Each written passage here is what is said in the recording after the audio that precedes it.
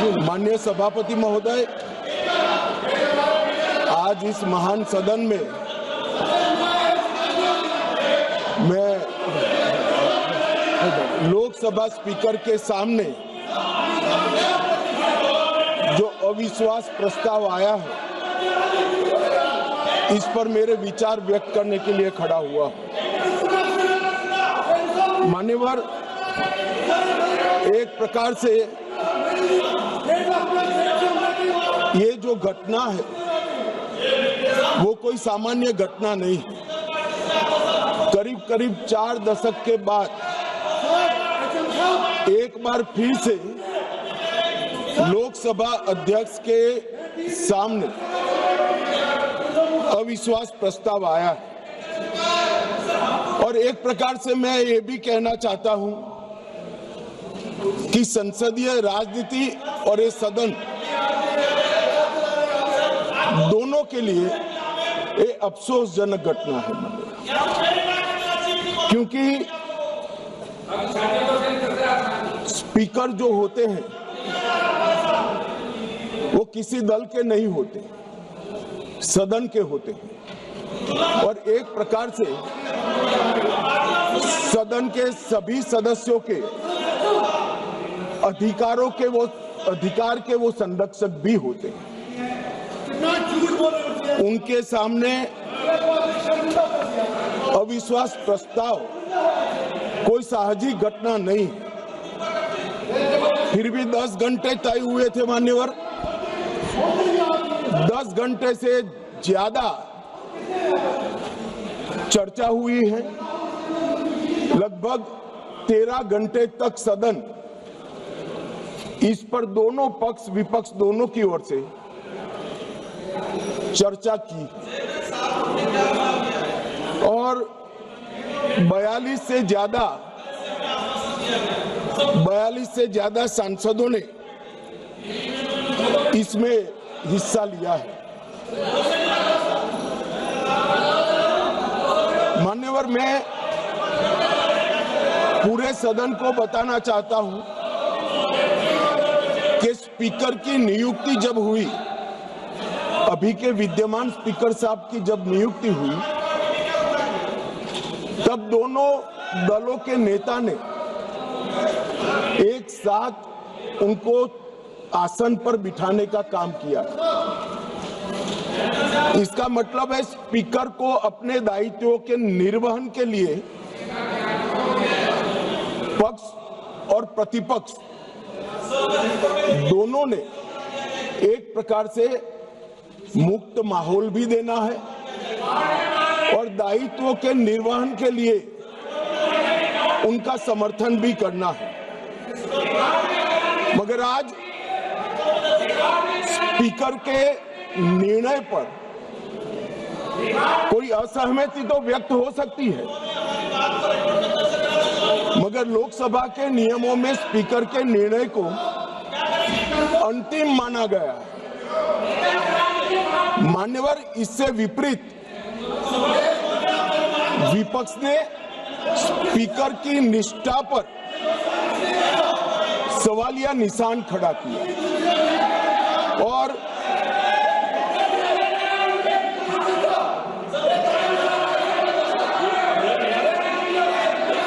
अगर आप रिकॉर्ड में आना चाहते हैं, रोड साहब, आप लोग रिकॉर्ड में आना चाहते हैं तो मैं अलाउ कर रहा हूं कि लिखित अपना भाषण कर दें, तो रिकॉर्ड में आ जाएगा। लिखित, आप लिखित भाषण दे दें, रिकॉर्ड में आ जाएगा। अभी जब तक गृह मंत्री जी बोल रहे हैं, आप लिखित दे देंगे। गृह मंत्री जी, अब हो गई, आपको ले करने के लिए परमिशन दे दिया इंजीनियर साहब, ले कर दीजिए। ठीक है, बैठिए। राजकुमार, हो गया भैया, सुन लिया, देख लिया सबने।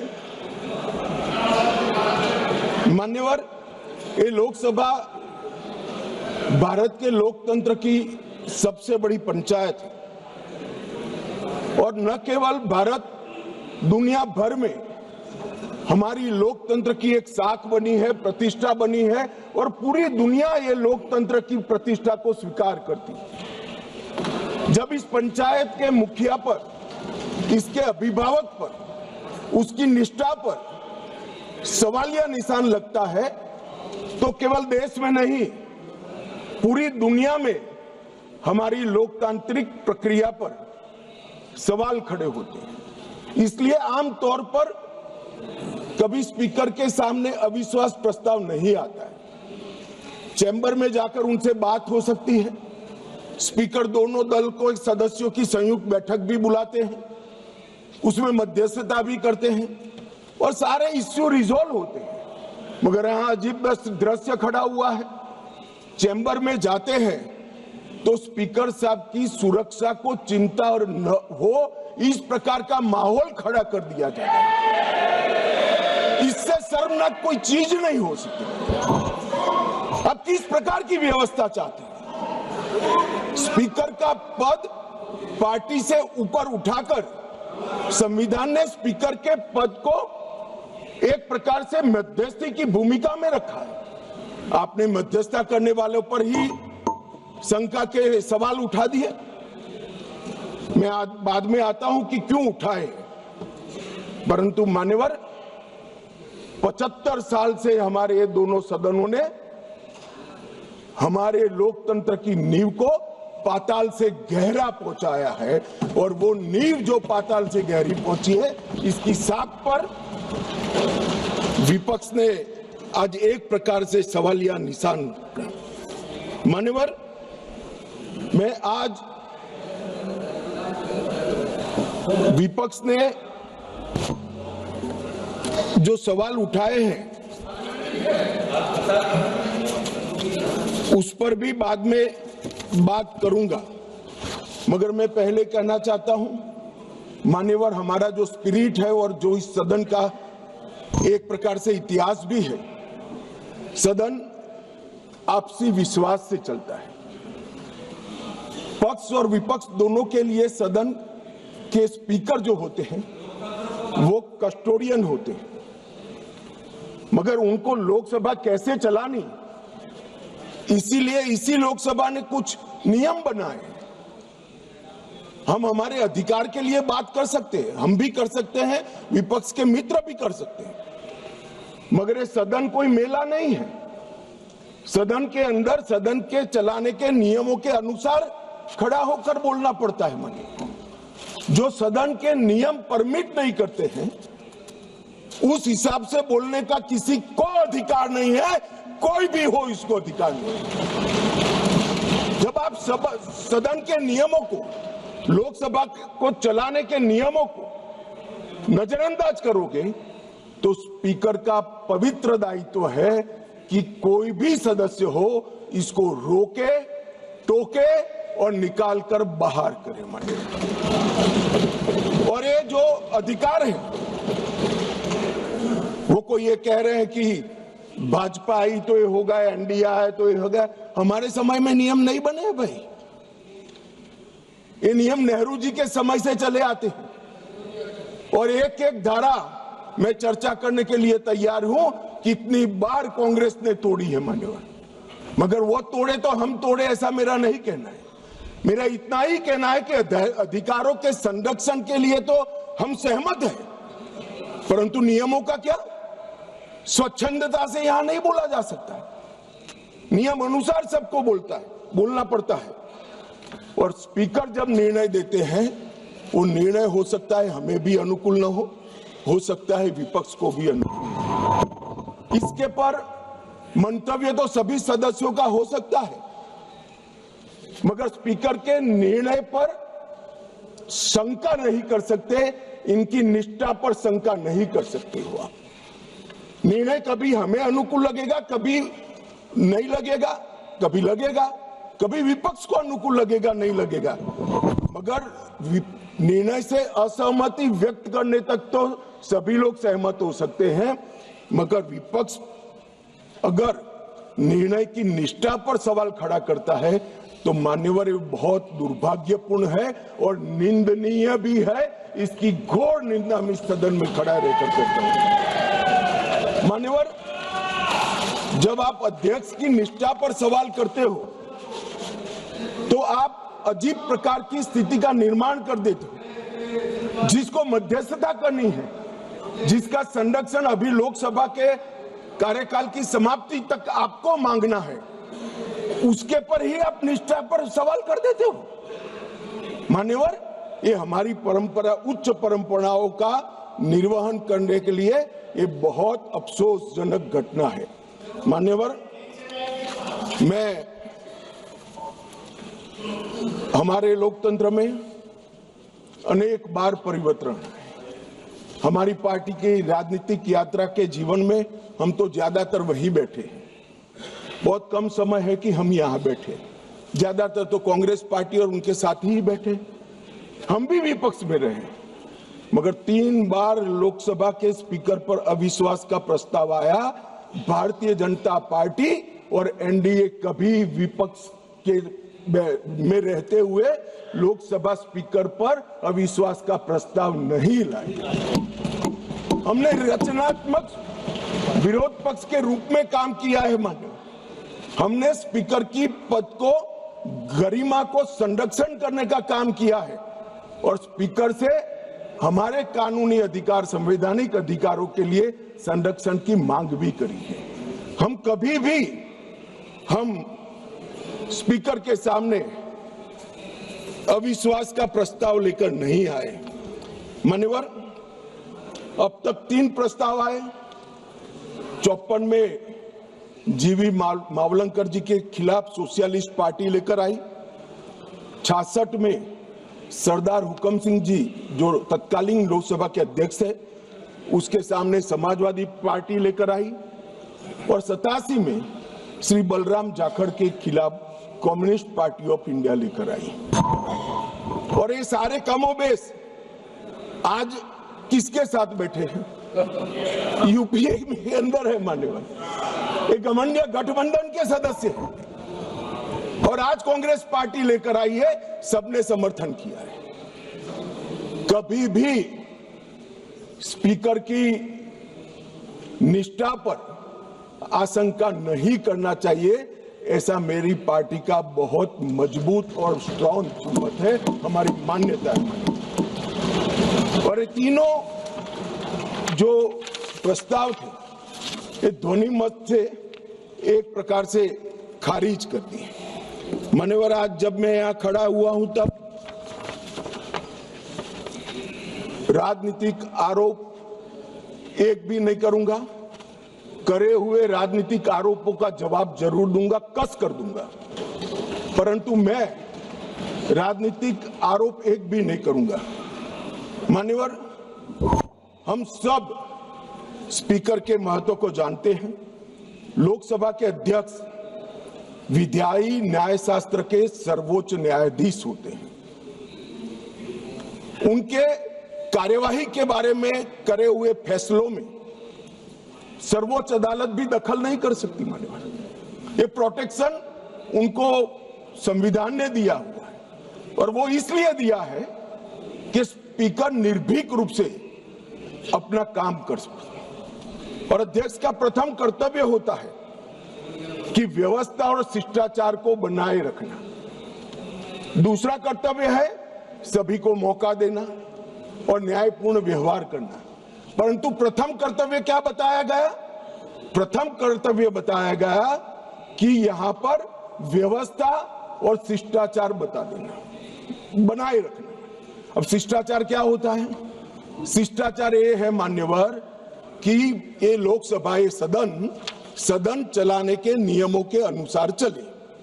अब कोई भी व्यक्ति खड़ा हो जाता है और अपनी मुंसफी से कुछ भी बोलेगा, स्पीकर को बिठा देना पड़ेगा। यहां विषय तय होते हैं। मान्यवर, आज मैं यहां पर स्पीकर साहब के खिलाफ अविश्वास के प्रस्ताव पर बोल रहा हूं, तो मैं माओवाद इस देश में समाप्त हो रहा है, इस पर लेक्चर नहीं दे सकता। मैं दूंगा तो आपको बिठा देना पड़ेगा, फिर आप कहोगे देखो आप मुझे बोलने नहीं देते हो। अरे भाई, यहां नियमों से बोलना पड़ता है। और कितने वरिष्ठ सदस्य, मुझे तो अभी भी नहीं मालूम पड़ता, शशि थरूर जैसे बैठे, बालू साहब बैठे, क्यों नहीं सिखाते इनको सब? इतना सिखा दे तो ये समस्या का वही समाधान हो जाए। मन और हमारे लोकसभा के नियमों में भी स्पीकर साहब को कई अधिकार दिए। कोई भी सदस्य भाषण करता है तो स्पीकर साहब को एड्रेस कर करता है। स्पीकर के माध्यम से, लोकसभा अध्यक्ष के माध्यम से विपक्ष सत्ताधारी पक्ष को कुछ कह सकता है और स्पीकर साहब के माध्यम से सत्ताधारी पक्ष विपक्ष पर कुछ आरोप लगा सकता है। लोकसभा के नियम 351 में 374 अव्यवस्था, अनुशासनहीनता की स्थिति में स्पीकर को चेतावनी करने का अधिकार है, नामित करने का अधिकार है, निष्कासन करने का अधिकार है और निलंबित करने का भी अधिकार है। मुझे बताइए साहब, सभी सदस्य इस बात पर सहमति व्यक्त करेंगे कि वेल में आकर कागज फाड़कर स्पीकर की चेयर पर फेंकना आप असहाय बना देना चाहते हो स्पीकर साहब को? किस प्रकार से सदन चलाएंगे? सदन किस प्रकार से चलाएंगे? टेबल पर मारते हैं। मैं समझ रहा हूं साहब, किसी के एडवाइजर एक्टिविस्ट हो सकते हैं, किसी के एडवाइजर आंदोलनकारी हो सकते हैं, मगर आंदोलन और एक्टिविस्ट को सदन में सदन के नियमों के अनुसार ही चलना पड़ेगा, क्योंकि यहां पर नियम बनाए गए। नियम 375 के तहत गंभीर अव्यवस्था की स्थिति में सदन को स्थगित करना होता है। मान्यवर, आप किसी को बोलने ही नहीं दोगे। कितने भी बड़े महत्वपूर्ण मुद्दे हो, खड़े होकर आप विरोध करते रहोगे और प्रधानमंत्री जी की चेयर तक सारे महिला सांसद एकत्रित होकर आ जाएंगे। ये मैं नहीं मानता किसी भी प्रकार से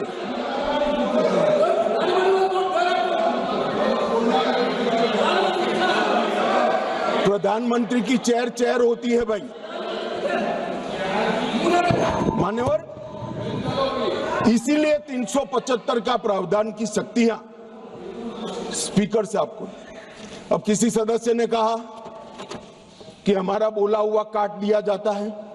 मान्यवर, 380 के अधीन स्पीकर साहब को अधिकार है असंसदीय शब्दों या टिप्पणियों को कार्यवाही से हटाने का अधिकार दिया है। प्रयास तो करना चाहिए कि असंसदीय शब्दों या टिप्पणियों का प्रयोग न हो, मगर कई बार वक्ता लय में कर जाते हैं, कुछ जानबूझकर भी करते हैं। मगर लय में की हुई असंसदीय टिप्पणियां संसद के इतिहास में रखनी चाहिए क्या? कोई नहीं कहेगा रखनी चाहिए। असंसदीय टिप्पणियां संसद के इतिहास में रखने से आने वाले दिन के सांसद भी यही संस्कार लेकर जाएंगे। जब व्यवधान आता है और हटा दिया जाता है तो वो अपने आप, मैंने भी पढ़ा है विधानसभा में जब पहली बार विधायक बना कि क्या हटा दिया, तो मालूम पड़ता है कि ये शब्द हटा दिया जो असंसदीय है, मुझे नहीं बोलना है। मगर यहां तो आग्रह है कि हम कोई भी भाषा का प्रयोग करें, इसको रखने दीजिए। ऐसे सदन नहीं चलता। ये सदन के असंसदीय शब्दों का लिस्ट कोई एक कार्यकाल में नहीं बना है मान्यवर।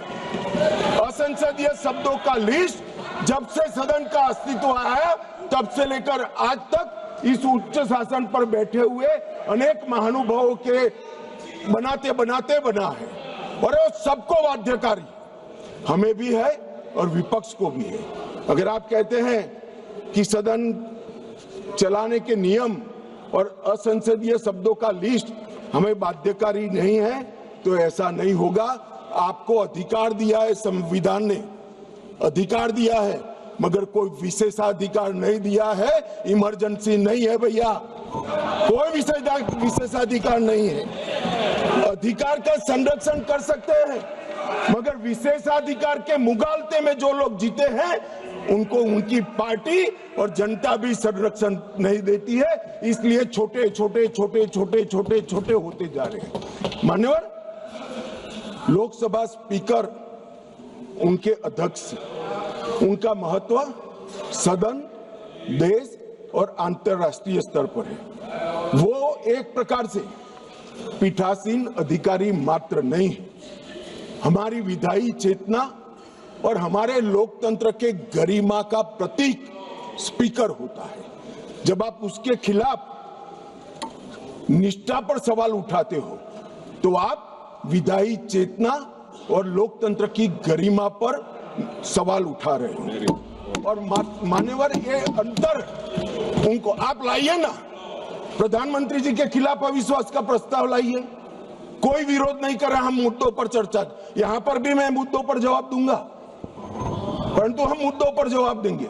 हम नहीं कहेंगे कि आज का दिन अफसोसजनक है। प्रधानमंत्री जी को हटाने का प्रस्ताव सदन में आ ही सकता है, मगर लोकसभा के कस्टोडियन पर हटाने का प्रस्ताव मैंने तो कम से कम मैं इसको साहजिक घटना नहीं देता। मान्यवर, संविधान ने किसी भी एक्सट्रीम परिस्थिति की कल्पना कर प्रावधान बनाए हैं। ये कोट कर रहे हैं 94C के अंदर इफेक्टिव मेजोरिटी से स्पीकर साहब को हटाया जा सकता है, मगर ऐसे तो युद्ध के समय में कई सारे अधिकार सरकार को प्राप्त होते हैं, आज उसका उपयोग नहीं कर सकते। ये असाधारण परिस्थितियों में स्पीकर को हटाने के लिए, लोकसभा हटाने के लिए किया गया प्रावधान है। ये रोजमर्रा की चीज नहीं है, इसका उपयोग रोज रोज नहीं करना चाहिए, कोई ऐसी घटना हो तब करना चाहिए। मान्यवर, अनुच्छेद 96 के तहत अध्यक्ष को हटाने का प्रस्ताव जब विचाराधीन हो तब संबंधित पीठासीन अधिकारियों अध्यक्ष की सदन की अध्यक्षता नहीं करेंगे। क्या हुआ, पहले 3 बार आया, मैंने कहा तीनों बार प्रस्ताव कांग्रेस पार्टी सत्ता में थी तब आए, हम नहीं लाए थे मगर आए। तीनों वक्त ये परंपरा रही कि जब स्पीकर की पर अविश्वास की प्रस्ताव की चर्चा होगी तब स्पीकर साहब इस स्थान पर आसन ग्रहण नहीं करेंगे। तीनों बार, मगर 14 दिन तक सबने अध्यक्षता करी।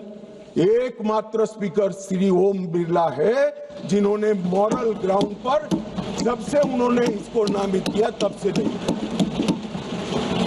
और ये हमें मॉरल ग्राउंड सिखा रहे हैं। बिरला साहब को मॉरल ग्राउंड मत सिखाइए। जब आपकी बारी थी, आपकी पार्टी से चुने हुए संसद सदस्य स्पीकर बने थे और आप पार्टी में थे, तब सब बैठे थे, बिरला साहब नहीं बैठे। मान्यवर, उनको मत देने का अधिकार नहीं, तो वो तो बैठे ही नहीं है, तो मत कहां से देंगे? चर्चा में भाग लेने का अधिकार है, मगर वो बैठेंगे ही नहीं तो चर्चा में कहां? अब इससे उच्च मॉरल ग्राउंड कोई हो नहीं सकता। मान्यवर, इसकी प्रशंसा करने की जगह इसकी निंदा करें। मान्यवर, 94C के तहत अध्यक्ष को केवल असाधारण और गंभीर परिस्थितियों में हटाया जा सकता है, और वहां पर रूटीन प्रोसीजर नहीं रखी। 3 प्रकार की मेजोरिटी होती है, सिंपल मेजोरिटी, इफेक्टिव मेजोरिटी और स्पेशल मेजोरिटी जो 2/3 का है। सभी पद के लिए हमारे संविधान ने अलग अलग प्रावधान किए हैं। प्रधानमंत्री जी को हटाना है तो सादा बहुमत चाहिए, मगर स्पीकर को हटाना है तो इफेक्टिव मेजोरिटी चाहिए। ये एक प्रकार से ये स्पीकर संविधान में लिखा है भाई, पढ़ लीजिए। मान्यवर, ये एक प्रकार से संरक्षण दिया गया, जैसे न्यायपालिका के। आप बैठ जाइए दादा, बैठ जाइए। मान्यवर, ये पद की गरिमा और निष्पक्षता बनाए रखने के लिए एक कार्यकाल तक की इनको एक प्रकार से सुरक्षा देने का काम हुआ है। मान्यवर, मैं अविश्वास प्रस्ताव के जो रखा गया है उस पर भी बात करना चाहता हूं। अनुच्छेद 94C के तहत और लोकसभा के चलने के नियम 200 के अनुसार संकल्प का नोटिस माननीय सदस्य श्री वेणुगोपाल जी और 119 सदस्यों ने दिया। अब शायद वो आधे अधूरे मन से ही लाए होंगे प्रस्ताव। पूरे देश को, दुनिया को मालूम है कि यीशु का 2026वां वर्ष चल रहा है। उन्होंने अंदर तिथि में 2025 लिखी है। उन्होंने ऐसा सोचा कि इससे स्पीकर साहब रिजेक्ट कर सकते हैं। उन्होंने संकल्प ही संलग्न नहीं किया। जो संकल्प होता है वो संलग्न करता है, मगर भूल गए वो कॉपी संलग्न नहीं की। उनको लगा कि स्पीकर साहब इसके कारण रिजेक्ट कर देंगे और जब ये इनके ध्यान पर ला दिया गया तो उन्होंने नोटिस वापस ले लिया और दूसरा नोटिस आ गया। अब दूसरे नोटिस की बात करता हूं। दूसरे नोटिस में एकमात्र सी गौरव गोगाई के एक्चुअल हस्ताक्षर से बाकी सारे जेरोक्स थे। ये नियमों अनुसार रिजेक्ट होने का मामला है और फोटोकॉपी नहीं चलती। सदन के सदस्य ने एक्चुअल हस्ताक्षर वाला नोटिस देना होता है।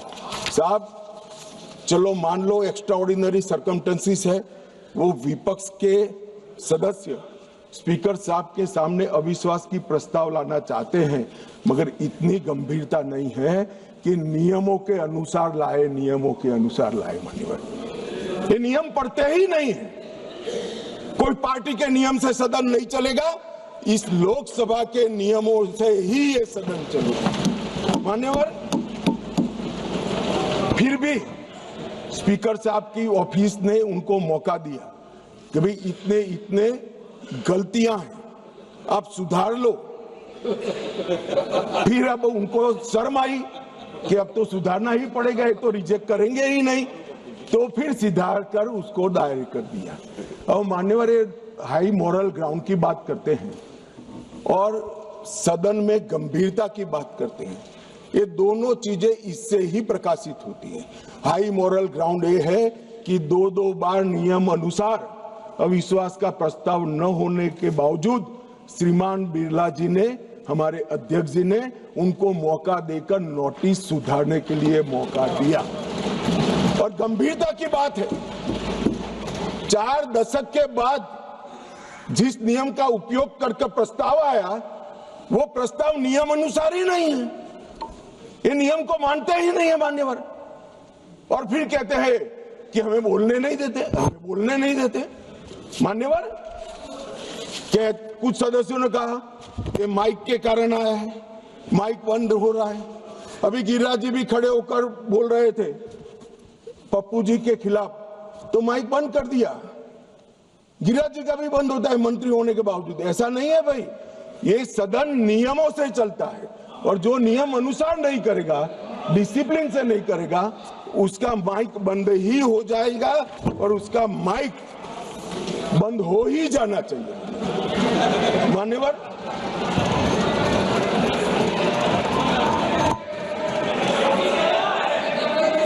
मान्यवर, उन्होंने नोटिस दिया, अंतराल के बाद सदन फिर से शुरू हुआ। 9 तारीख को 14 दिन समाप्त हो गए। अब वो प्रस्ताव किसका था? तो विपक्ष का था। हम तो तैयारी कर आए थे, स्पीकर साहब चेयर पर भी नहीं बैठे। उनके खुद के प्रस्ताव के प्रति भी वो गंभीर नहीं है। जिस दिन उनका लाया हुआ प्रस्ताव, जो 4 दशक के बाद रूल्स का उपयोग कर लाए थे, वो प्रस्ताव की चर्चा करने की जगह उन्होंने सदन को बिखेर देने का काम किया। इससे ज्यादा शर्मनाक घटना कोई नहीं हो सकती। आपके खुद के प्रस्ताव पर आप चर्चा नहीं करना चाहते हो और फिर कहोगे हमें बोलने नहीं देते। बिजनेस एडवाइजरी कमेटी ने सबकी सहमति से 9 तारीख मुकर्रर की थी मान्यवर, वो भी बैठे थे।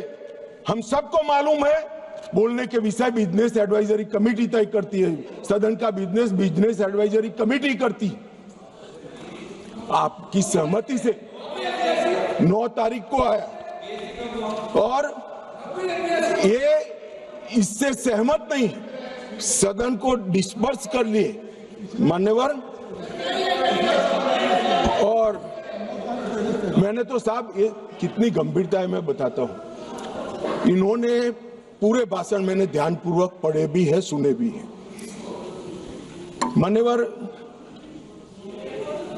80% से ज्यादा भाषण स्पीकर के कंडक्ट पर नहीं है, सरकार का विरोध करने के लिए। अरे भले आदमी, सरकार का विरोध करने के लिए ढेर सारी धाराएं हैं, ढेर सारे नियम हैं। आप सरकार का विरोध करने के लिए आज लोकतंत्र के गरिमा का प्रतीक लोकसभा स्पीकर पर आप सवालिया निशान देते। मान्यवर, कल भी कहा कि कैसे हुआ मान्यवर। तीनों बार लोकसभा के स्पीकर के खिलाफ जब अविश्वास प्रस्ताव आया, डेप्यूटी स्पीकर ने इसको संचालित किया। अब ये कल अभी कहेंगे, कल भी कह रहे थे आपने डेप्यूटी स्पीकर अपॉइंट भी नहीं किया मान्यवर। 66 और उसके बाद आने वाले अविश्वास प्रस्ताव बलराम जाखड़ साहब के पास आया। दोनों वक्त डेप्यूटी स्पीकर थे, पद खाली नहीं था, डेप्यूटी स्पीकर रखे थे, मगर दोनों कांग्रेस पार्टी ने ही अपने रख दिए थे साहब। अब ये कहते हैं कि डेप्यूटी स्पीकर पर हमारा अधिकार है। दोनों समय डेप्यूटी स्पीकर कांग्रेस पार्टी ने अपने खुद के रखे थे। आपको स्थान खाली है, इसका मुद्दा उठाने का अधिकार ही नहीं है।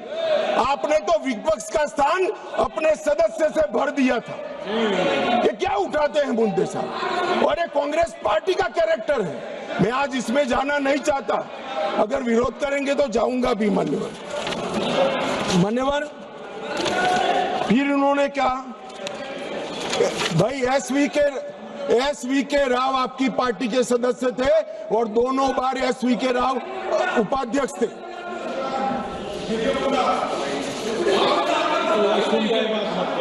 भैया 54 एक मिनट बैठ जाओ 1954 उपाध्यक्ष श्री एम अनंतशयनम अयंगर कांग्रेस पार्टी के थे। 1966 एसवी के राव उपाध्यक्ष, वो भी कांग्रेस पार्टी के थे। आप तो विपक्ष को इसका भी, हमने तो कम से कम खाली रखा है आपके लिए, आपने तो खाली भी नहीं रखा, सत्ताधारी पार्टी से ही भर दिया।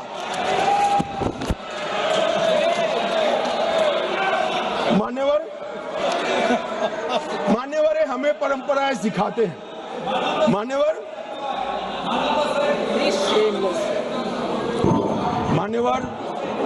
मैं विद्यमान लोकसभा स्पीकर साहब के लिए भी कुछ जरूर कहना चाहता हूं। 16वीं लोकसभा में 331 बैठकें थी, 17वीं लोकसभा में 274 और 25 तक 103 बैठकें हुई। 25 में बजट सत्र जो था 118% उत्पादकता वाला हुआ।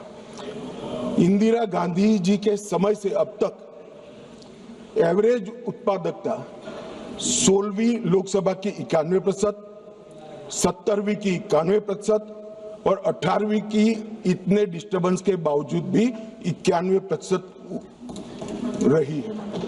मैक्सिमम स्पीकर साहब के कार्यकाल के अंदर एक हुआ है। शून्यकाल की अवधि को अध्यक्ष जी ने 5 घंटे तक पहुंचाया। साहब मुझे भी विधायक सांसद रहते हुए 30 साल हुए, मैंने कभी नहीं देखा रात को 12 बजे तक सदस्यों को शून्यकाल उठाने का मौका हमारे स्पीकर, लोकसभा स्पीकर 202 सांसदों को मान्यवर प्रश्न उठाने का मौका मिला और 19 में जुलाई में 161 सांसदों को शून्यकाल उठाने का मौका दिया गया मान्यवर। अब ये कहते हैं मौका नहीं मिलता है मान्यवर। नई आवाजों को प्रोत्साहन करना भी स्पीकर का एक नैतिक दायित्व होता है। 19 में रिकॉर्ड 78 महिलाएं संसद में चुनकर आई। सभी महिला सांसदों को बोलने का अधिकार हरेक को 78 की 78 महिला सांसदों को बोलने का अधिकार हमारे स्पीकर साहब ने दिया है। बिरला जी के आग्रह से सदन के अंदर क्षेत्रीय भाषाओं का उपयोग भी बढ़ा और लगभग 14 भाषाओं में भाषण यहां पर करा गया। मान्यवर, बहुत बड़ी बात, सदस्य अपनी भाषा में बात कर सकता है और पहली बार अनुवाद की पैनल पूरी हुई है मान्यवर, और ये बहुत बड़ी बात है। डिजिटल संसद 2.0 लगभग 8000 घंटे का ऑडियो विजुअल रिकॉर्डिंग डिजिटल कर दिया गया है। आज युवाओं को संसद की भाषण और चर्चाएं सुननी है तो वो डिजिटली मान्यवर उपलब्ध है। राष्ट्रीय ई विधान एप्लीकेशन पूरी लोकसभा को पेपरलेस करने की दिशा में हम आगे बढ़ चुके हैं।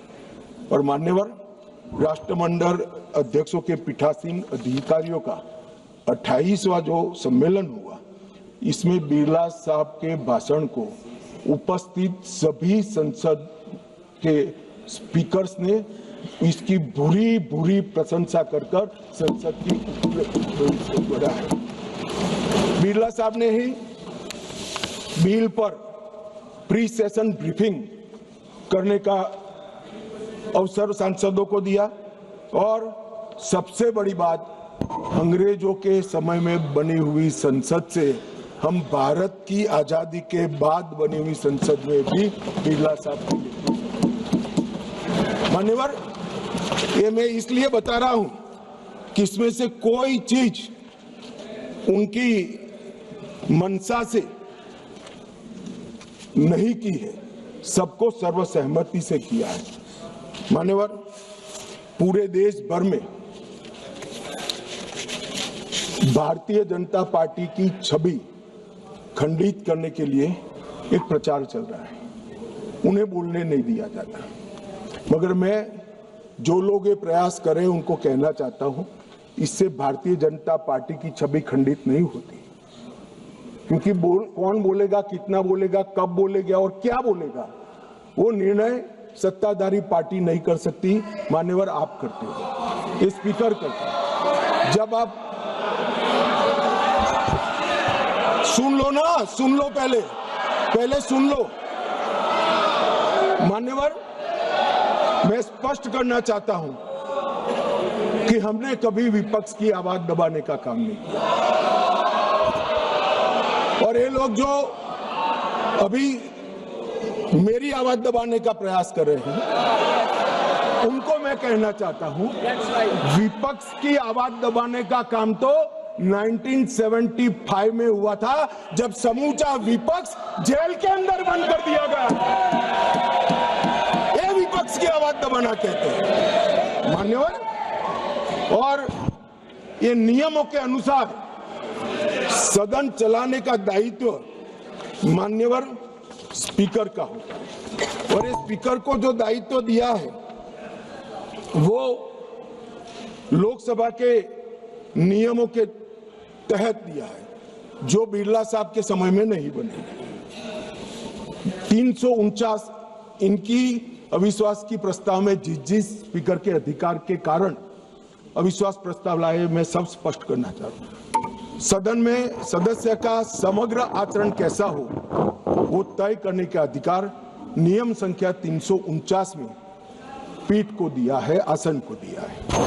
बोलते वक्त भाषा, प्रासंगिकता और मर्यादा तीनों उसका निर्णय करने का काम माननीय अध्यक्ष जी को दिया है। मैंने पहले भी कहा कि मैं आज यहाँ स्पीकर साहब के अविश्वास के प्रस्ताव पर बोल रहा हूं, तो इस देश में माओवाद समाप्ति के कगार पर आए, इस पर नहीं बोल सकता, इसकी प्रासंगिकता नहीं है मान्यवर। और कितना बोलना है इसके लिए भी कुछ नियम बने हैं, कुछ परंपराएं बनी हैं। और मान्यवर, ये जो कहते हैं, मैं आज कांग्रेस पार्टी को थोड़ा बताना चाहता हूं।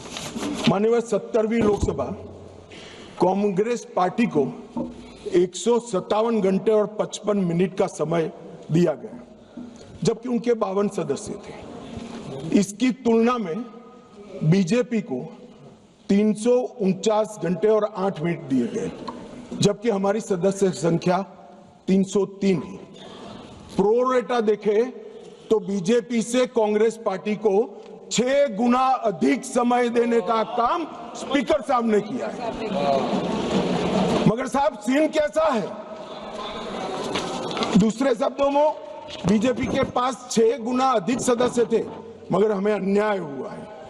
और 18वीं लोकसभा में कांग्रेस पार्टी द्वारा कल तक 71 घंटे बोला गया, उनके पास 99 सदस्य हैं, और भारतीय जनता पार्टी को 71 बनाम 122 घंटे मिले हैं, जबकि हमारे 239 सदस्य हैं। तो एक प्रकार से इसमें भी 18वीं लोकसभा में भी कांग्रेस को भाजपा से 2 गुना समय। अब मान्यवर विपक्ष के नेताजी का ग्रीवेंसेस है कि मुझे बोलने नहीं दिया जाता, विपक्ष के नेता की आवाज दबा देते। अब मान्यवर मैं उनको पूछना चाहता हूं, कांग्रेस पार्टी में 157 घंटा 55 मिनट बोला गया, वो कौन बोलेगा, वो तय कौन करेगा? स्पीकर करेंगे क्या? नहीं, वो तय आपको करना है, विपक्ष के नेता ने करना है। मगर बोलने का मौका आता है तब जर्मनी होते हैं, इंग्लैंड होते हैं मान्यवर, और फिर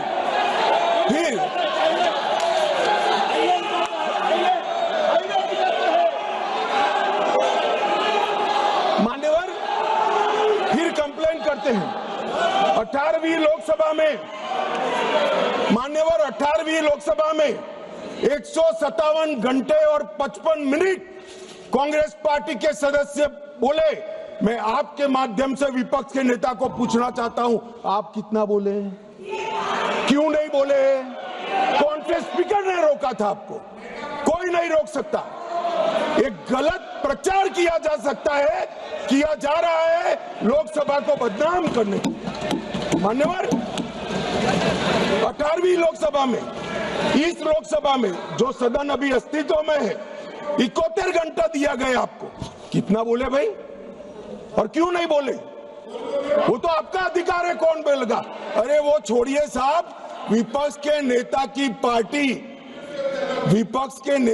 पार्टी लोकसभा स्पीकर पर अविश्वास का प्रस्ताव लेकर आई है, उस पर भी विपक्ष के नेता कुछ नहीं बोलते हैं। तो भैया क्यों लाए हो प्रस्ताव? मान्यवर ये बोलने नहीं देते हैं, वो ठीक नहीं, वो बोलना नहीं चाहते हैं, और बोलना चाहते हैं तो नियम अनुसार बोलना नहीं आता है। ये कोई सभा नहीं है, यहाँ पर हर सदस्य ने लोकसभा के नियमों के अनुसार बोलना है। अब उन्होंने कहा, कल माननीय सदस्य वेणुगोपाल जी ने मुद्दा उठाया, 40 बार या 38 बार जो बोले, मुझे फिगर याद नहीं है, विपक्ष के नेता को टोका गया, रोका गया। भाई स्पीकर के द्वारा एक बार टोकने के बाद दूसरी बार आप वही बात करोगे तो स्पीकर के पास क्या विकल्प रहता है? जब यहां से श्री राजनाथ सिंह जी ने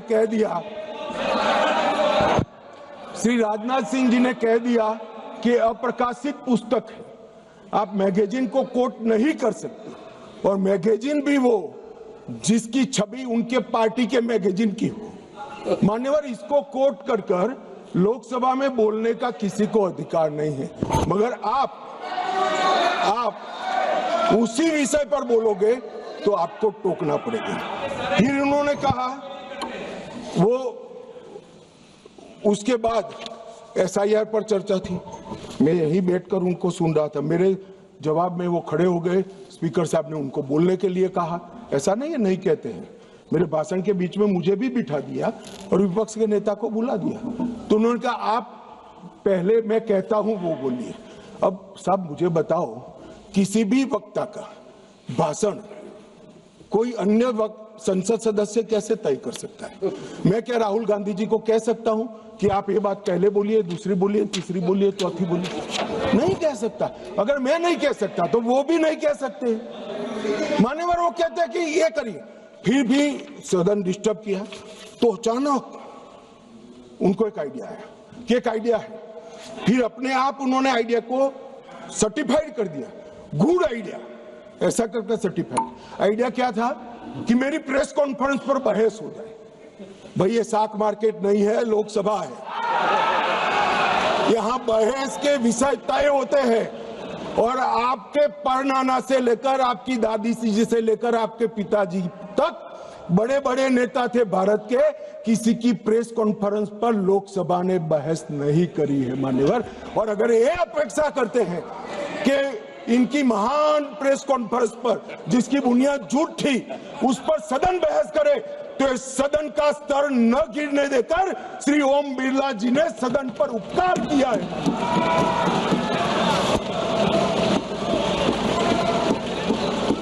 और मान्यवर, मैं सिर्फ ये सदन की बात नहीं करता, 70वीं लोकसभा में विपक्ष को 40% समय दिया गया, समूचे विपक्ष को, जो प्रोरेटा से 2.5% ज्यादा है। मेंशन ऑफ थैंक्स में विपक्ष को 34% समय दिया गया और 18वीं लोकसभा में 45% और शून्यकाल में विपक्ष की भागीदारी मान्यवर 55% रही है, 55%। और ये कहते हैं कि हमें बोलना नहीं देते। मान्यवर, किसको बोलना, किसको बोलना, किसको बोलना वो अधिकार उस दल के नेता का है। जब आप स्वयं बोलना नहीं चाहते हैं, कोई आपको कैसे बुला सकता है? आप स्वयं बोल, इतने घंटों में आप जब भी चाहे बोल सकते थे, मगर भाई बोलना तो ये अविश्वास प्रस्ताव आने के बाद भी नियम अनुसार ही बोलना पड़ेगा। और अगर नियम की समझ नहीं है तो 2 सीनियर सांसदों से किसी को भी समझना पड़ेगा। मान्यवर, इसके अलावे किसी को नियम तोड़कर बोलने की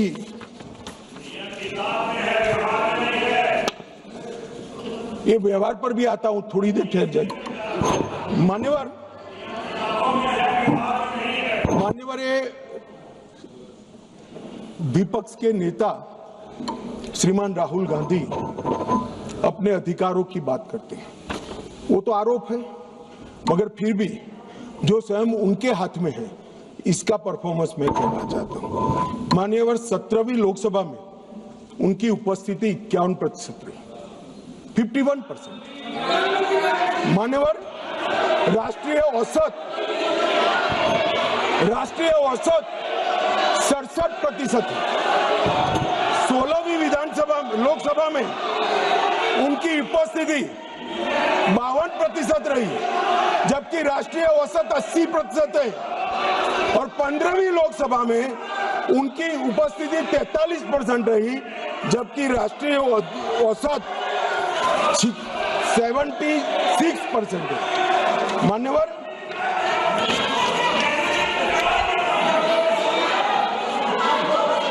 ये तो सब ऑन रिकॉर्ड है ना। मान्यवर, ये मुझे बोलने नहीं देते। देखिए, देखो साहब, ये मुझे बोलने नहीं देते जब तक यील्ड नहीं करेंगे आप लोग नहीं। देखिए केसी वेणुगोपाल जी, गृह मंत्री जी जो कह रहे हैं अटेंडेंस पे, वो सब मेंबर्स का रिकॉर्ड पे है।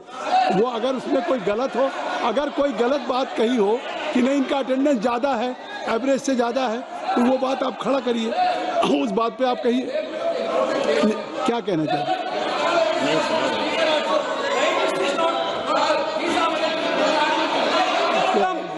Sir, is this non-confidence motion against LOP or Speaker, sir?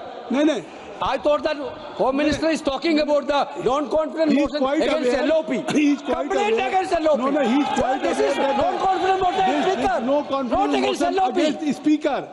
And it has been brought by your Congress party. Now गृह मंत्री जी, माननीय गृह मंत्री, अरे छोड़िए, तो वो नहीं बोलेंगे। नहीं, गृह मंत्री जी अगर गृह मंत्री जी बता रहे हैं कि क्या अटेंडेंस है उनकी, तो वो बात करेक्ट है, फैक्चुअल है, फैक्चुअल गृह मंत्री जी। माननीय अध्यक्ष जी, 16वीं लोकसभा में 2014, 15, 17 और 18 एक भी राष्ट्रपति के अभिभाषण के धन्यवाद पर इन्होंने हिस्सा नहीं लिया। 16वीं लोकसभा में पूरी लोकसभा बजट पर की एक भी चर्चा में इन्होंने हिस्सा नहीं लिया मान्यवर।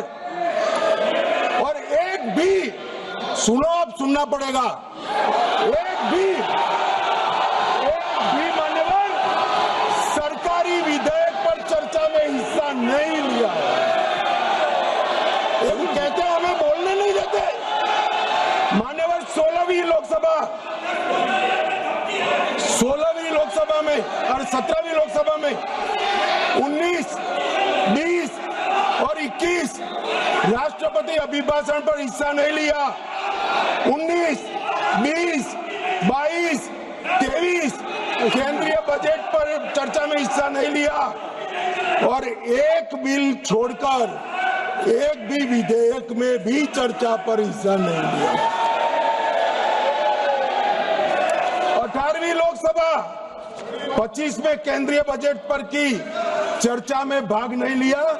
और मान्यवर, उनकी पार्टी 4 दशक के बाद हम सब अफसोस कर रहे हैं, ऐसा प्रस्ताव लेकर आई है।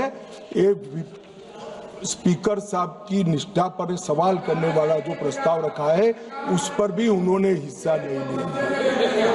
अब ये कहते हैं हमें बोलने नहीं देते हैं। मेरा कहना है कि वो बोलना नहीं चाहते मान्यवर।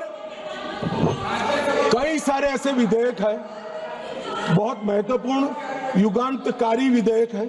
भूमि अधिग्रहण हिस्सा नहीं, संविधान का 122वां संशोधन हिस्सा नहीं, आधार प्रणाली हिस्सा नहीं, मुस्लिम महिला तलाक विधेयक हिस्सा नहीं, जम्मू कश्मीर पुनर्गठन विधेयक हिस्सा नहीं, 370 को रद्द करना हिस्सा नहीं, नागरिकता संशोधन सीएए हिस्सा नहीं, महामारी रोग संशोधन विधेयक हिस्सा नहीं, पूरा शीतकालीन सत्र अनुपस्थित रहे, भारतीय न्याय संहिताओं के 3 युगांतकारी कार्यक्रम आए, बिल आए, हिस्सा नहीं, इनकम टैक्स सुधार का बिल आया, हिस्सा नहीं, वित्त विधेयक 24 हिस्सा नहीं। और मान्यवर, वक्फ संशोधन बिल हिस्सा नहीं, वंदे मातरम 150 साल की चर्चा हिस्सा नहीं, और कैप्टन शुभांशु शुक्ला पर अभिनंदन प्रस्ताव में भी हिस्सा नहीं। मान्यवर, ये बोलना नहीं चाहते।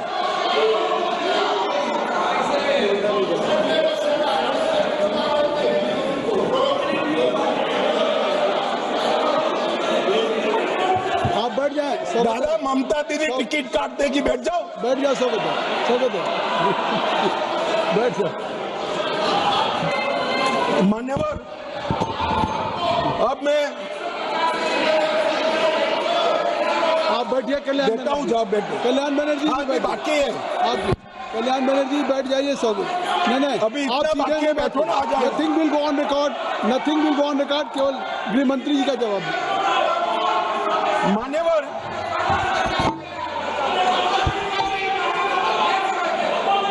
आप गृह मंत्री जी जवाब दें।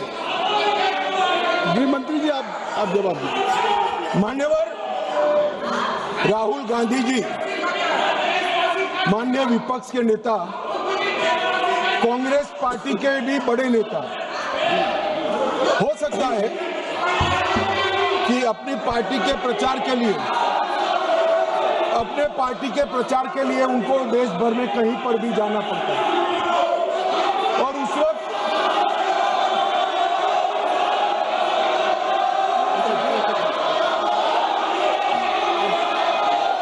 कृपया आप लोग बैठ जाएं। अभी माननीय गृह मंत्री जी का चल रहा है। कल्याण बनर्जी जी, आप लोग बैठ जाएं। धर्मेंद्र जी बैठ जाइए, आप बैठ जाएं, कृपया बैठ जाएं। आपके नेता बैठे हुए हैं, आपके नेता बैठे हुए हैं, आप भी मैडम सैलजा बैठ जाइए, सब लोग बैठ जाइए ना।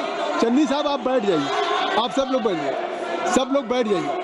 महुआ मोहित्रा जी बैठिए, बैठिए, कल बैठिए, नहीं नहीं नहीं, आप बैठिए, बैठ जाइए,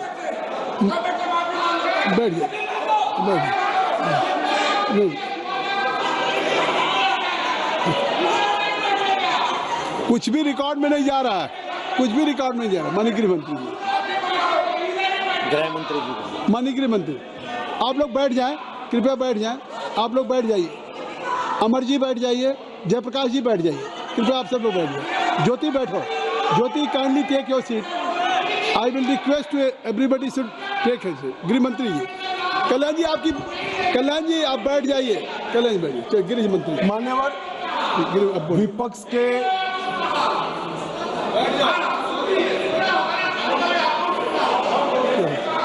मान्यवर विपक्ष के नेता राहुल गांधी जी कांग्रेस पार्टी के भी बड़े नेता हैं। कई बार सार्वजनिक जीवन में ऑब्जर्व किया जाता है, लोकसभा चलती हो और पार्टी के बड़े कार्यक्रम लगते हैं, चुनाव लगता है और वरिष्ठ नेताओं को, जनता को अपनी पार्टी के विचार बताने के लिए, अपने प्रचार के लिए जाना पड़ता है। बहुत स्वाभाविक घटना है, सिर्फ राहुल जी के साथ नहीं हुआ, अनेक नेताओं के पास। मगर इसमें रसप्रद ये है कि यहां नहीं थे तो कहां थे। मान्यवर शीतकालीन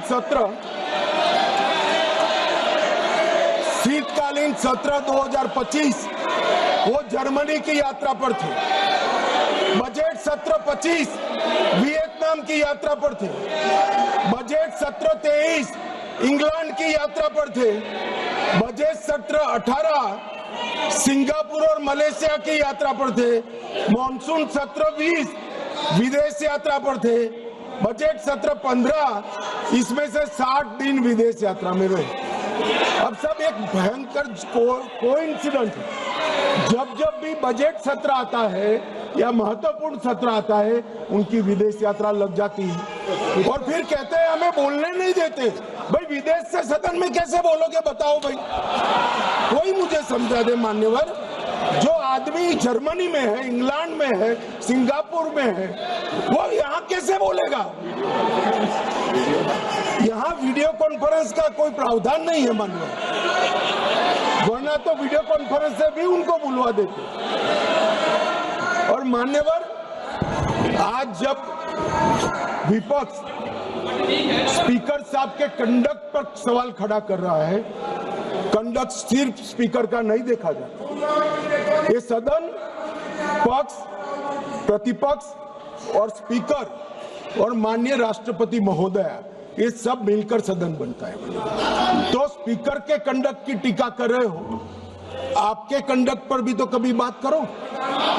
ये क्या हुआ मान्यवर? यहाँ पर ट्रेजरी बेंच पर प्रधानमंत्री बैठे हैं, दौड़ के आकर गले लग जाना, ऐसा कभी नहीं हुआ मान्यवर। कभी ऐसा नहीं हुआ कि सत्ताधारी पक्ष के सदस्यों के सामने फ्लाइंग किस करोगे। कभी ऐसा नहीं हुआ सदन में आंख मटकाओगे मान्यवर। मुझे तो बोलने में भी सारा संकोच हो रहा है मान्यवर। ये कंडक्ट जो है, ये कंडक्ट जो है वो स्पीकर साहब के कंडक्ट पर सवाल उठा रहे हैं। मैं इनको पूछना चाहता हूं, एक मिनट माननीय गृह मंत्री जी, माननीय गृह मंत्री जी, गृह मंत्री जी, माननीय गृह मंत्री जी, एक मिनट। अगर सभी माननीय सदस्यों की सहमति हो तो सभा की कार्रवाई जब तक गृह मंत्री जी की स्पीच चल रही है समय बढ़ा दिया जाए। मान्यवर, किसी भी के सामने हम एक उंगली दिखाते हैं तो 4 उंगलियां अपने सामने उठती है। ये जब लोकसभा स्पीकर के कंडक्ट पर सवाल करते हैं, समूचे विपक्ष को मैं कहना चाहता हूं मान्यवर किस तरह से ये कंडक्ट की बात कर रहे हैं, जब उनके सर्वोच्च नेता ही आंख मारते हैं, आकर प्रधानमंत्री के गले लिपट जाते हैं, फ्लाइंग किस करते हैं मान्यवर। ये बताता है कि वो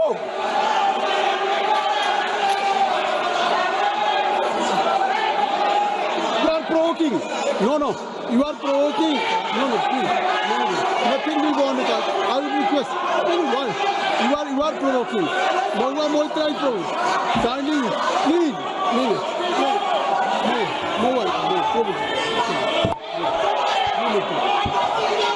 मान्यवर, मेरा कोई शब्द संसद प्रणालिका के अनुकूल नहीं है, तो इसको आप हटा सकते हैं।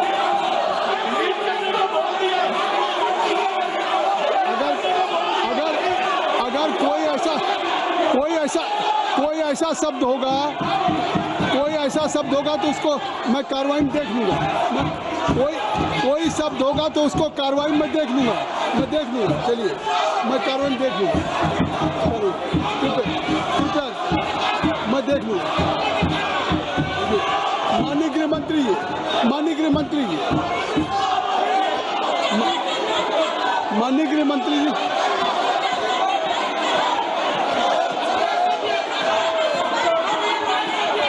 मंत्री जी को बुलाइए। सर, कोई शब्द मेरा असंसदीय हो तो क्या इसको डिलीट कर दीजिए। मैं माननीय गृह मंत्री जी के आप सुन लें, माननीय गृह मंत्री जी के जो वक्तव्य हैं उसको मैं कार्रवाई में देख लूंगा। अगर कोई शब्द असंसदीय होगा तो मैं उसको कार्रवाई का हिस्सा नहीं बनने दूंगा। माननीय गृह मंत्री जी,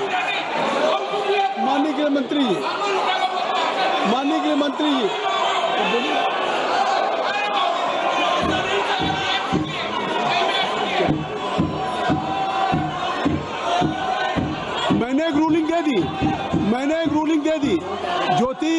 I have already given A ruling. देखिए, मैंने कह दिया माननीय गृह मंत्री जी के अगर जो जवाब है, उनका वक्तव्य है, उसमें कोई भी अनपार्लियामेंट्री वर्ड्स होगा तो I will look into it and that will be expand.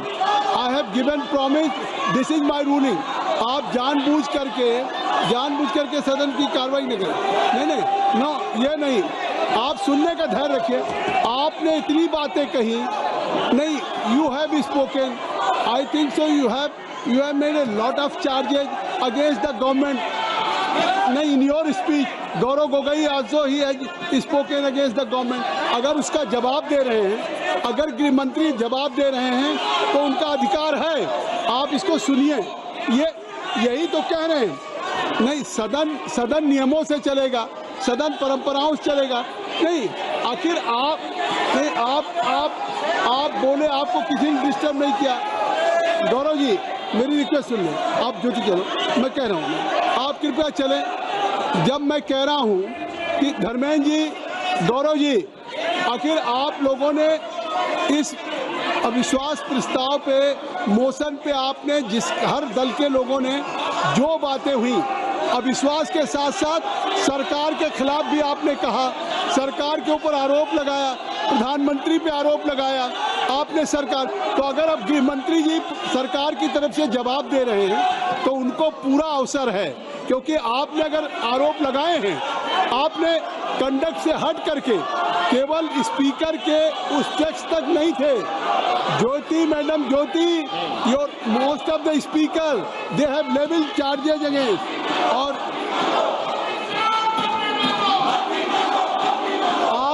आप ये नहीं सुनना चाहते हैं, इसका मतलब है कि सच्चाई नहीं सुनना चाहते। आप सच्चाई नहीं सुनना चाहते।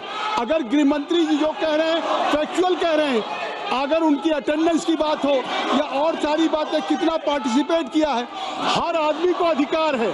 अगर मेंबर ऑफ पार्लियामेंट एलओपी हो, चाहे रूलिंग पार्टी का कोई हो, ये देश की जनता को अगर अधिकार है पूरा जानने का कि इन्होंने कितना डिबेट में भाग लिया।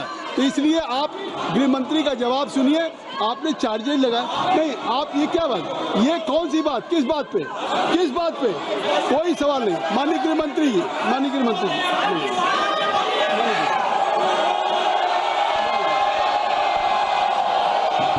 Nothing will go on record, nothing will go on.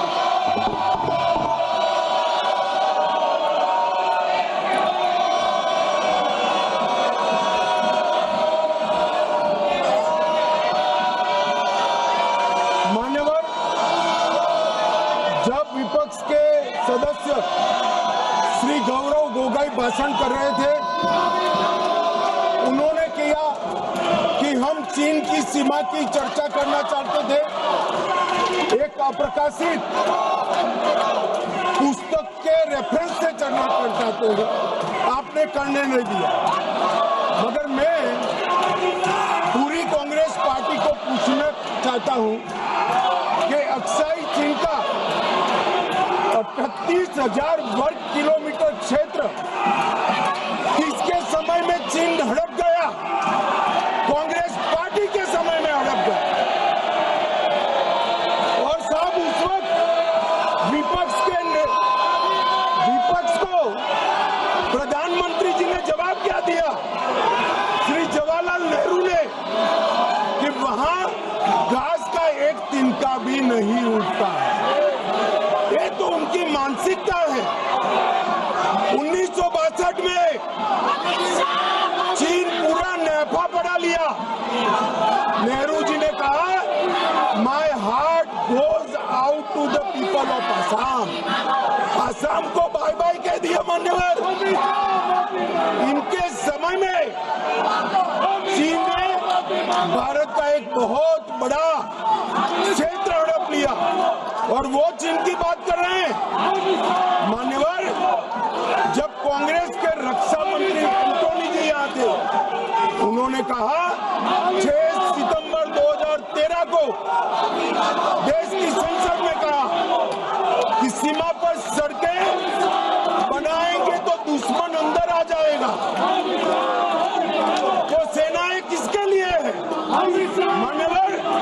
और स्वयं लीडर ऑपोजिशन लोकलाओं में हमारे और चीन की सेनाएं आमने सामने थी। वो चीनी दूतावास में मुफ्त मीटिंग कर रहे। पहले तो उन्होंने डिनाई किया, पर चीनी दूतावास जब इसका कंफर्मेशन किया तो उन्होंने कहा जानकारी लेने के लिए गए। अरे जानकारी लेनी थी तो रक्षा मंत्री जी को मिलते, प्रधानमंत्री जी को मिलते, राष्ट्रपति जी को मिलते। चीन के दूतावास से जानकारी आप लेना चाहते हो मान्यवर? वर्ष 2005-6 में राजीव गांधी फाउंडेशन को चीनी दूतावास से 1 करोड़ 35 लाख रुपया का अनुदान मिला। ये राजीव गांधी फाउंडेशन चीनी दूतावास से दान लेता है और इसी के तहत इनका FCRA का लाइसेंस 2022 में रद्द होगा। अब मुझे बताएं कांग्रेस के लोग कि ये पैसों से क्या रिसर्च किया गया? मान्यवर, कांग्रेस की वरिष्ठ नेत्री और श्री राहुल गांधी की उपस्थिति में 7 अगस्त 2008 को चीनी कम्युनिस्ट पार्टी के साथ कांग्रेस पार्टी ने MOU करा। अब वो घोषित करे MOU क्या था। और मान्यवर, आज चीन UNSC में अगर सदस्य है तो जवाहरलाल नेहरू की सो कॉल्ड उदारता के कारण है। सदस्यता पर अधिकार सबसे बड़े डेमोक्रेटिक देश के नाते भारत का था, उन्होंने चीन को जगह कर दी। और ये selected works of Jawaharlal Nehru volume 29 post number 303 में लिखा हुआ है। मान्यवर, मैं आज यहाँ कहने आया हूँ, इन्होंने कहा कि अमेरिका के डील में भारत के किसानों का नुकसान हुआ है। मैं स्पष्टता करना चाहता हूँ, भारत के किसानों का कोई नुकसान एक भी डील के अंदर नहीं हुआ। ये सर्वदा झूठ खिलाया जाता। भारत के किसानों का नुकसान तो WTO में 2013 में आपने किया था। अंतरिम पीस क्लॉज को स्वीकार कर लिया, जिस वित्त मंत्री जब व्यापार मंत्री थी तब इसको वो असहमति व्यक्त कर आई, इसलिए आज हमारे किसान बचे हुए। अभी मान्यवर यहाँ पर AI समिट हुआ, 80 देशों के AI के एक्सपर्ट और बड़ी बड़ी कंपनियां आई, 20 से ज्यादा देशों के राष्ट्राध्यक्ष आई और कांग्रेस अपनी परंपरा के तहत कपड़े उतारकर वहां पर प्रदर्शन कर रहे हैं और कहते हैं कि प्रदर्शन का अधिकार है। दिल्ली में प्रदर्शन के लिए जंतर मंतर का स्थान तय किया गया और ये जंतर मंतर का स्थान प्रदर्शन करने का स्थान, अब जहां 22 राज्यों के अध्यक्ष बैठे, राष्ट्राध्यक्ष बैठे, वहां जाकर भारत की शान बिगाड़ने का काम। मान्यवर, भाजपा का विरोध करते ये भारत का विरोध करने लगे और ये जो प्रस्ताव है लोकसभा के स्पीकर के सामने, वो भी इसलिए लाए हैं कि कहीं से भी चुनाव में इनको सफलता नहीं। चुनाव आयोग पर शंका उठाना, सुप्रीम कोर्ट पर शंका उठाना, न्यायपालिका पर शंका उठाना, एजेंसियों पर शंका उठाना और स्पीकर की चेयर पर भी शंका करना, एक टोटल नकारात्मक मोड़ में कांग्रेस आ गई है मन, और इसलिए इस सदन बहुमत के साथ एक भटका दिखाई पड़ता है कि इस प्रस्ताव को बहुमत के साथ खारिज कर दिया जाए।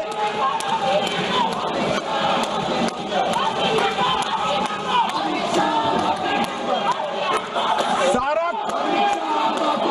खारिज कर दिया जाए और स्पीकर के पद की गरिमा को पुनः प्रस्तावित कर बिरला जी के नेतृत्व में ही ये सदन 24 तक लोकसभा के अंत तक चले, ऐसी मेरी सभी सदस्यों से विनम्र प्रार्थना है। धन्यवाद।